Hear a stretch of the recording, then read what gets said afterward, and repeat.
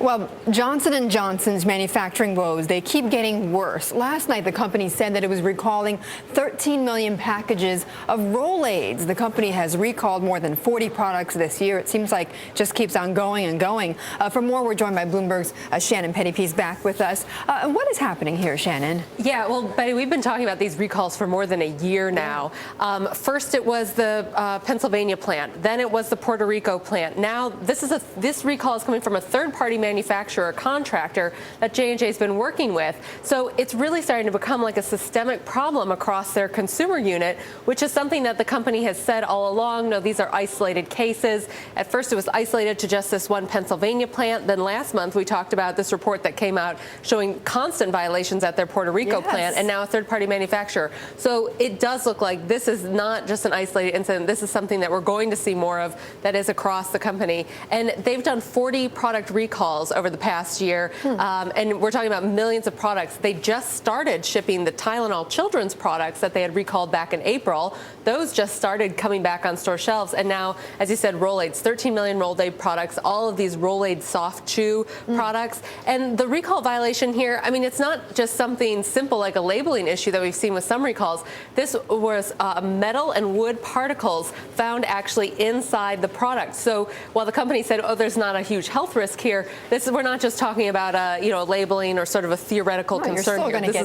This is an actual something that is in the medicine that should not be there. Investors, what are they saying about this? Well, for a while, investors have said, the consumer, the over-the-counter drug business, not that big of a business for J&J. It had about $6 billion in revenue. The company, a $60 billion annual revenue company. So a small fraction here. But actually, we just saw today Wells Fargo downgraded the company because they think that this plant in Puerto Rico that we learned about a lot of issues it was having in November, that might get closed. And again, this concern that this may be a broader issue, if not in the consumer business, maybe even across J&J, because now we're focusing on the consumer business. And the company said there's no problems elsewhere. They haven't raised any concerns about any other divisions within the company, but it does raise questions if this consumer business was able to have these type of product issues, maybe what's going on in the rest of the company. It creates concern and uncertainty. It certainly does. And then are some people saying that the CEO might have to step down?